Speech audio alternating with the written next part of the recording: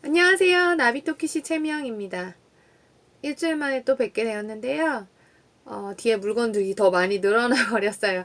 지금 사실 정리를 좀 하고 있고 비우려 하다 보니 나눔할 물건들이랑 이런 걸 분리하다 보니까 물건이 오히려 쌓여 있는 상황이 되어 버렸는데요. 다음 주에는 좀 더 깨끗해진 모습으로 만나 뵙기로 하고요. 오늘도 재미있는 미니멀 라이프 책 읽기 시작해 보겠습니다. 오늘 소개해드릴 책은 미니멀리스트 가족의 심플 라이프 노하우. 버리고 비웠더니 행복이 찾아왔다. 야마구치 세이코 씨가 지은 책인데요. 스트레스 대신 즐거움이 가득한 집을 만들게 되었다는 이 이야기. 일본 아마존 심플 라이프 정리 수납 분야 1위를 한 책이라고 합니다. 책 바깥에 표지에 있는 이 문구만 봐도 좀 설렘설렘하고 읽고 싶다는 생각이 드는데요. 책도 이렇게 두껍지 않아서 조금은 편하게 읽으실 수 있는 책 오늘도 준비해봤습니다. 야마구치 세이코 씨는 이 책이 처음은 아니고요. 수납 가사 분야뿐만 아니라 행복론에 관해서도 이야기를 나누시고 있는 분이라고 하네요. 이 책에서 얘기하는 포인트는 소중한 것에 가치를 두는 삶에 대해서 이야기하고 있어요. 그래서 오늘의 중요 포인트 문구는 바로 짠! 바꿀 수 없는 것은 받아들여라. 바꿀 수 없는 것을 억지로 하려고 하다 보면 스트레스 받죠. 그래서 미니멀 라이프를 실천하다 보면 가족들의 도움이 참 많이 필요한데 생각보다 가족들이 도움을 주는 경우도 있지만 반대하는 경우도 많더라고요. 그래서 물건을 정리할 때 제일 중요한 게 바로 내 물건 아닌 물건은 일단 손대지 않기. 손대면 그 물건의 주인이 기분 나빠할 수 있거든요. 그게 아이든 남편이든 그러니까 제일 먼저 해야 될 일은 내 물건부터 정리하다 보면 주변 사람들도 자연스럽게 하게 되더라고요. 그러니까 일단은 내 것만 비워내고 정리하는 게 중요하다는 얘기를 나눠드리고 싶고요. 쓰지 못하는 물건을 쌓아두는 것은 허전함을 채우려는 욕구 때문에 그렇다고 얘기하는데요.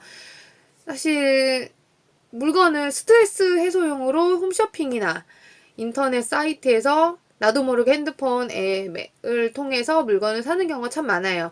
알고 보면 나의 스트레스를 풀기 위한 해소의 방법으로 물건을 사서 집에다가 막 쌓아놓게 되는데 쌓아놓으면 그걸 바라보는 거 역시 또 스트레스를 받게 되고요. 그 물건을 치워야 되고 버려야 되는 것에 대해서 또 스트레스를 받게 됩니다. 그러니까 물건을 쌓아두지 않는 것이 중요하고요. 그리고 미니멀 라이프를 하게 돼서 좋은 점이 결정장애를 극복했다고 하는데요. 결정장애를 극복하게 된 것이 바로 기준이 있고 고민하지 않기 때문에 물건을 살 때 탁탁탁탁탁 내가 정해놓은 기준이 있기 때문에 고민하지 않아서 더 쉽고 빠르게 결정장애 없이 구입할 수 있게 된다고 하니까 혹시 결정장애 있으신 분은 미니멀 라이프의 삶에 대해서 생각을 다시 한번 해보시는 건 어떨까 라는 생각이 들고요. 물건을 살 때 저자가 주의하는 것이 바로 아이들이 있기 때문에 아이들이 만져서 건드려서 깨지지 않은 물건을 이용하는 거. 그러니까 스탠드 같은 경우에도 도자기나 다양한 다른 소재로 만든 건 깨지거나 위험하잖아요. 근데 여기서 소개하고 있는 스탠드는 종이로 만든 스탠드예요. 종이로 만든 스탠드다 보니 깨지거나 떨어뜨려도 위험이 없더라고요. 여자는 아이들을 위한 물건을 구입함으로써 스트레스도 줄이고 미니멀 라이프도 실천하고 있다고 이야기하고 있습니다. 집안일 할 때는 30에서 40%의 에너지만 사용한다. 에너지를 100% 사용할 경우에는 내 에너지가 다 소진돼서 아이들과 보내는 시간, 가족과 함께 보내는 시간이 되게 소홀해지게 된다고 해요. 그래서 집안일을 30, 40%의 에너지만 이용해서 한다고 하는데 사실은 집이 엉망이라면 에너지를 100%, 110%, 200% 해도 정리도 안 되고 지저분하기 때문에 스트레스를 많이 받을 거예요. 근데 집이 정돈되고 비어져 있다면 사실 청소, 정리, 정돈이 쉬워질 테고 저자도 책에서 이야기하고 있지만 물건이 적고 바닥에 있는 물건이 없다 보니 청소가 쉽다고 얘기하고 있습니다. 그 책 내용 중에 제가 깜짝 놀랐던 게 이삿짐 싸기, 미 가짜 이사라는 타이틀에 관한 이야기가 있었는데요. 가짜 이사가 뭐냐면 이사 가는 걸 시뮬레이션 해보는 거예요. 이사하면 엄청 큰일, 사람이 이제 결혼하고 출산하고 그 다음에 큰일로 생각하는 게 이사라고 할 수 있는데요. 이사는 엄청나고 시간도 많이 들여야 되고 에너지도 많이 들여야 되고 돈도 물론 많이 들여야 된다는 생각이 큰데, 저자는 가짜 이사를 통해서, 이사 시뮬레이션을 통해서 이사를 연습하고 있다고 해요. 정근이 잦아서 이사를 자주 했기 때문이기도 하지만, 저자는 물건을 비우고 나서 이사 시뮬레이션을 하면서 더 물건을 줄이고 더 물건을 줄여갈 수 있었다고 하는데요. 이사 시뮬레이션을 했을 때 저자가 걸린 시간이 단 5분이라고 해요. 그게 이제 방 하나의 이야기인 것 같긴 했었는데, 저자가 이사 가는 날 사진을 여기 책에서 보여주고, 이 책에서 보여주고 있는데, 책에서 보여준 사진을 봐도 박스 8개, 뭐, 가구 조금? 그 정도밖에 없더라고요. 보고서 깜짝 놀라긴 했는데, 이 정도까지 하려면 진짜 마음을 잘 챙김하고, 마음을 잘, 이제 미니멀 라이프 마음을 잘 가다듬어야 이렇게 할 수 있다고 생각해요. 처음부터 물건을 막 버리고 아무것도 없이 살 거야, 이런 마음으로 한다 해서 이렇게 행동할 수 있는 건 아니고요. 가치관을 제대로 정립해야 이렇게 물건 비움이나 이사할 때, 가족들끼리 이사가 가능하더라고요. 사실 저도 살짝 이사할 때 가족들끼리 하거나 아니면 트럭만 불러서 이사를 하는 걸 한번 해보고 싶다라는 생각이 사실 미니멀 라이프 책을 읽으면서 좀 많이 들긴 해요. 근데 아직 뭐 제 방 하나도 이사하려면, 이삿짐 싸려면 엄청난 상황이라 뭐 아직까지는 그게 실천이 어렵겠지만 일단 그런 마음을 조금은 갖고 있고요. 책에서 좋았던 문구 소개 한번 해드릴게요. 일단 물건을 적게 유지하는 규칙이 이렇게 쫙 나와 있는데요. 그 중에서 좋아하는 물건과 사용하는 물건은 별개다. 좋아하는 물건하고 쓰는 건 틀리잖아요. 그러니까 그걸 별개로 해야 된다는 것. 그리고 물건을 비축하지 않는다. 집은 창고가 아니니까 물건을 비축하지 않는 게 중요하겠죠. 그리고 수납용품을 늘리지 않는다. 사실은 정리정돈 시작하면 수납용품부터 사시는 분들 참 많으세요. 근데 그러지 않으셨으면 좋겠어요. 이제 수납용품이 결국 정리정돈을 하는 게 아니라 물건을 쌓아놓는 상황이 되더라고요. 저도 비우기 시작하고 나서 가장 많이 비워냈던 게 바로 정리 수납용품들이었거든요. 수납용품들을 비우니까 오히려 그 자리를 더 넓게 쓰고 물건을 더 적재하지 않게 되더라고요. 그러니까 수납용품을 늘리지 않는 건 꼭 중요하게 생각하셨으면 좋겠고요. 또 다른 내용은 요 페이지 4인 가족의 식기는 이것뿐. 갖고 싶어서 사는 것이 아니라 필요하니까 간다. 필요한 것만 사서 식기가 이것뿐이라고 해요. 식기 총 개수도 바로 뒷페이지에서 이렇게 하나하나 소개하고 있는데요. 여자의 팁이라고 한다면 화이트 식기를 사서 이용하는 건데요. 화이트 식기다 보니 깨져도 바로 교체가 가능하고 디자인에 구애받지 않을 수 있어서 편하게 사용할 수 있다고 합니다.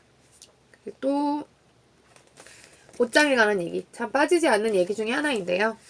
붙박이장에 옷을 줄여나가는 방법에 대해서 이제 이야기를 하고 있는데, 적은 옷 돌려입기, 원 코디 유니폼. 옷이 한 가지라고 해서 저 사람 너무 센스 없어 라고 비난받는 게 아니라 사람들 사실 관심이 없거든요. 내가 뭘 입는지, 그 사람이 뭘 어제 입었는지 관심이 사실은 별로 없어요. 나만 생각하고 있는 거고, 사실 똑같은 옷이 2벌, 3벌일 수도 있잖아요, 집에. 뭐 보통은 한 번씩 갖고 있지만, 좋아하는 아이템들은, 좋아하시는 분들은 제 고등학교 선생님도 보면 똑같은 니트인데 색깔만 다르게 해서 10벌 막 이렇게 갖고 계시더라고요. 그러니까 좋아하는 옷, 내가 이 옷은 정말 평생 갖고 갈 옷이다, 너무 좋다라고 하는 옷은 여러 벌 구입하기도 하다 보니, 옷 똑같은 거 입었다고 저 사람 어제 똑같은 거 입었어, 어제랑 오늘 똑같아, 너무 지저분해라고 생각하실 필요는 없는 것 같아요. 물론 저도 그런 마음을 가져야겠고 상대방도 그런 마음을 가질 수 있도록 이제 분위기가 좀 바뀌어야겠죠. 그래서 옷을 이제 돌려입기 하는 얘기가 나오는데, 옷 14벌로 4계절을 생활하신다고 해요. 정말 이 부분은 정말 대단하신 것 같고, 저는 실천할래야 조금, 아직까지는 저에게는 아직 그 정도의 레벨은 아닌 것 같아서, 뭐 나중에는 할 수 있겠죠. 근데 지금은 좀 어려운 일인 것 같아서 나중을 한번 기약해보고, 마지막으로 소개해드릴 것은 79페이지입니다. 여기 밑에 버리고 비우기의 최고 경지는 욕심과 집착을 내려놓는 것. 욕심과 집착을 내려놓는 것이 정말 제일 어려운 것 같아요.